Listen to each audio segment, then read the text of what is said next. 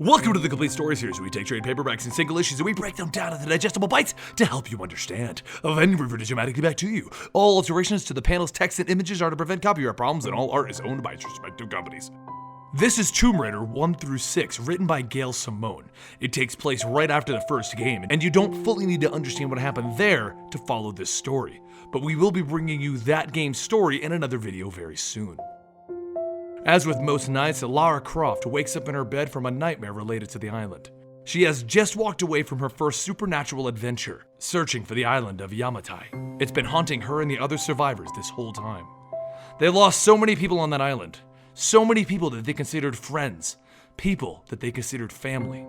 As she walks over to her personal treasures, she pulls out pictures of all of those that were lost, remembering the good times. When Sam calls back for her, "Lara!" Lara runs in to check on her friend, to find that she fell out of bed, and was obviously having her own nightmares even though she didn't want to admit to them.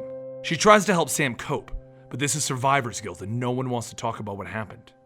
A phone call then comes over, and it's their old friend Jonah asking Lara to come out to him right now. He needs her help. She gets a guide and she heads off to see one of her old friends from the Endurance, because she will always help her friends from there. No one else can die. The guide brings her to Jonah's trailer out in the middle of nowhere. She knocks on the door, and no one answers, so she goes inside to look around. And on the table, she sees an artifact. One that Jonah always kept close, and it's in a plastic baggie. Jonah then steps out with a gun pointed at her head. He realizes that it's Lara, and he tells her they're coming for them. And Lara tries to tell him the Solari are gone. The Solari are the cult that they dealt with on the island, the ones that killed all of their friends. He then warns her of the Ka, and tells her that someone is trying to kill everyone. So he can only think of one way out, and he puts the gun to his own head. Lara struggles with him as the guide screams from the outside, "Dear God in heaven," because a tidal wave is coming for them in the middle of the desert. Lara struggles with the gun in Jonah's hand, but the waves come crashing down on the trailer. She's thrown into the air with Jonah, and the whole thing goes tumbling around with the water coming in through the various windows. And once the trailer stops tumbling around, Jonah looks at her. He drops the clip from his gun, and he hugs her. "I'll be okay, but you need to go." And he gives her the only life vest, and he throws her out the window to safety. Outside, she can see the storm is coming down hard, and lightning is crackling in the distance. This is the desert. What's going on? She climbs to the top of the trailer as it floats along, begging Jonah to come with her, but he can't fit out those windows. So as they grow closer to the nearby rock face, she shouts "Bugger!" and she jumps for it. Using her pick, she clings onto it as the trailer hits the rock and it explodes beneath her. The sun begins to peek through the clouds, and Lara tells herself no one else is going to die, and she dives in after Jonah. She swims deeper and deeper, ditching the life vest so that she can get to the bottom where the trailer is sitting, and she pulls her friend out of the trailer. But out of the frying pan and into the fire, as the water begins to pour over the side of the cliff. It creates a massive current, and it begins to carry them over with it. Lara throws her pick into the side. She tries with all of her might to hold on to Jonah when somebody's hand reaches out for her. The guide survived as well, and he pulls her up onto the shore, only to point a gun at her. "I heard you guys talking about gold. Now give it to me and jump off this cliff. No one will ever find your bodies." Lara isn't about to give up now, and she picks up her pick and she throws it into the man's hand. He stumbles backwards and off the cliffside, leaving Lara and Jonah there safe, finally alone. But Jonah is still talking nonsense after all of this, so she takes the gold and she goes to a professor friend of hers. He recognizes Greek influences, and the statue is a piece that has a mirror image touring right now. But before they can get any deeper into it, Lara's phone goes off. She walks out of the library to answer it, and it's her friend Ray, another survivor from the island incident. Ray tells her that everyone who survived is in danger. Lara agrees that she'll meet Ray in Belfast. They meet, and Ray explains that it's all about the gold. When they were trapped by the Solari on the island, they each took a piece. And that's when Lara asks how is she linked to the gold, and Ray tells her she has one too. It was her idea to take them. She's in shock. "I don't even remember that. It's impossible." But Ray tells her her mind was all kinds of messed up from everything on that island, and she was racked with guilt from everyone that she had just killed. She probably just doesn't remember. That's when a man walks over and he introduces himself as Matsu. He explains that these gold pieces belong to his people, and he would like them back. Sun Queen be praised. He isn't Solari, the ancient race, but he does worship the ancient race. Oh, and if Lara and Ray don't return their gold, his people will kill Ray's daughter, and that's when they walk over holding her. Meanwhile, the professor researching the gold that she left behind finds that his neck is being snapped by an intruder. Lara gets up and tells him that she has no idea where her piece is. She didn't even know that she took it. And Matsu tells her, that's unfortunate. If you can't remember in the next 5 seconds, we'll kill the kid. And then everyone else in the bar. They begin counting and the man holding the girl gets shot in the head. The random man tells Lara to run and get somewhere crowded now. So she makes a break for it, and as she leaves, she asks, who are you? And he just tells her, a friend of sort. Lara, Ray, and her daughter all make a break for it with the goons chasing them. But while this is going on, Sam comes home to find 2 very odd-looking women waiting for her. After everyone fights it out with the people chasing them, Lara tells Ray they need to save Sam, and in order to do that, they're gonna need to go back to the island. It's time to return. They grab Jonah and they all load up on a boat headed back out there, and after yet another nightmare, Lara wakes up to the entire boat on fire. She runs up to the deck to see a group of men in wetsuits burning the rafts and killing the crew, so she quickly grabs her pick and slams it into the side of one of the men. She then jumps off the upper deck onto the lower deck with the deckhands using hoses to put out the fires, but she realizes that that's not enough and she quickly grabs a life raft just as the ship explodes, and the resulting explosion throws her into the ocean. She wakes up to find that she's on the raft safe and sound, and she has no idea how she got there. And as she looks around, she sees that her little raft has made it to the island. Docking the raft, she brings out a case that she brought with her and somehow got on the raft as well. She'll be okay this time, because this time she's prepared. And she opens it, revealing all of her weapons and her ammo. Suiting up, she's ready to roll this time. The first thing that she does is go to the cliffside overlooking the forest, and she holds up her bag with all 4 pieces of gold in it. I have your artifacts. Give me Sam unharmed or I throw this bag of your gold into the ocean. But down in the depths of the jungle, Sam begs for them to let her go.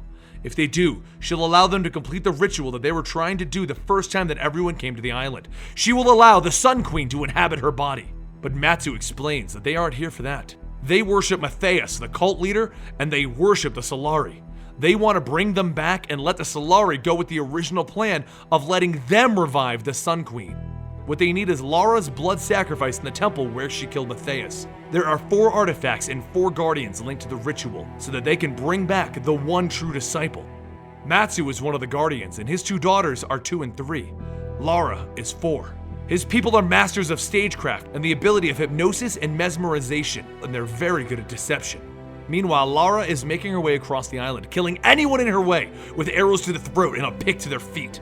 She makes her way up the cliffside where down below she can see the Endurance, the boat that took them to this island the first time. It's never left its final resting place. Then as she begins to climb higher, a storm comes out of nowhere and it causes a rock slide. Lara jumps into the water below and she begins to drift there, unable to escape. And she wakes up with a cave with the man that saved her in the bar sitting across from her. He explains that his name is Danny and that he used to work for her father and he's been following her for quite some time. Her father didn't trust these men, and he had a good reason, because they plan to resurrect Matthias because they know that he'll bring back the sun god. Then he asks, Lara, do you have the artifacts? Because that's what's stopping them from resurrecting Matthias. She grabs the bag and she hesitates when 2 armed guards arrive and they demand that they get their hands up. Lara quickly reacts by kicking hot coals into one of the men's faces, and then she jumps over grabbing a gun. But she stops because the freaky twin girls in weird body paint grab her new friend Danny and demand that she drop the gun. Meanwhile, the rest of her friends have made their way to the shore and they're ready to join this battle against the Brotherhood of the Solari. Lara and Danny find themselves tied up while the girls go get Matsu, and that's when she notices a weird wound in her new friend. He tells her that he got it while traveling across the island, but she doesn't believe him. There's something else about it. Matsu walks in and Lara finally sees the man behind all of this, and she demands that he free Sam now. Sam cannot become one of those things that his daughters became. But Matsu tells her it's not Sam that they want. They wanted her the whole time. They escort Lara and Danny to the ritual chambers. Matsu explains that the artifacts each represent calamities, and he believes that she has already faced them. First, there was water over earth when the tidal wave came crashing over the trailer in the desert. Then there was fire over water when the boat was set on fire. And finally, earth over air when she dealt with the rock slide that put her into the water. She finally sees Sam and Matsu demands his blood sacrifice. The 4 guardians must spill their blood. So they cut Lara's wrist and they force her to spill it into the ritual circle. And that's when things get interesting as a bullet flies into the chamber, killing the guard holding her. It's Ray's and Jonah. They've arrived to save their friends. So Jonah charges right at the guards, taking them out. and Lara takes the distraction as a chance to take out her guard. Matsu then takes his gun to Lara's head, and Sam thinks she's helping by coming up behind him and slicing his throat with a machete. But she tells Sam that this is what Matsu wanted. As his blood pours onto the symbol, lightning begins to charge through Matsu as he's getting what he wants, and then he turns to his 2 daughters and he kills them on the symbol, spilling their blood all over it. He is not Matsu anymore. He is Matthias. Jonah, Reyes, and Sam all make a break for it, while Lara stays behind to throw explosives into the tunnels and block off Matthias. She then leaps over the crumbling ruins with Danny as they fall down, blocking any exit of this crazy guy. And that's when she makes it to the snowy cliff with Danny by her side, and he pulls a gun on her.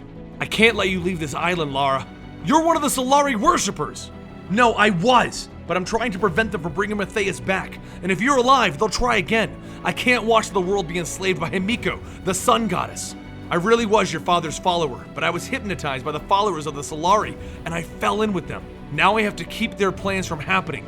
I'm also the one who gave you the artifacts. You guys never really took it, but then I hypnotized you to think that you did it. But why did you do it, Danny? I needed to bait Matsu and his group. They went underground and I couldn't let them revive Matthias. Then why did you attack the boat, Danny? How did you know about that? The wound in your side is the one that I gave the man in the wetsuit on the boat. Yes, that was me. I was trying to kill you. I couldn't risk you getting here. And now, I'll kill you, make you a martyr, and I'll be the hero. No, Danny, I think you're a tosser. And Lara jumps at him with her pick, and he shoots her in the shoulder. She hits him in the chest with a pick, kicks him in the nuts, and then headbutts him in the nose. But Danny uses his hypnotism on her. Stop! Walk off the cliff. She can't help but listen, and she begins to walk off the cliff. But as she's following orders, she throws her grenade back onto the cliff. The last calamity. Air over fire, and it explodes, throwing Danny off into the night. Lara grabs onto the side of the cliff with her pick, and the adventure is finally over. They are finally all done with this nonsense, and it's time for her next adventure. This story does continue, and it's an ongoing series brought to you by Dark Horse. Honestly, I didn't even know this existed until I looked it up, and I loved this story. I can't believe how incredible it actually turned out to be. You definitely need to check this one out yourself, because we had to skim over quite a bit of it in order to condense it down to the proper time. I'm Benny for Comicstorian, bringing you a video on Eligible Monster, and I'll see you guys next time.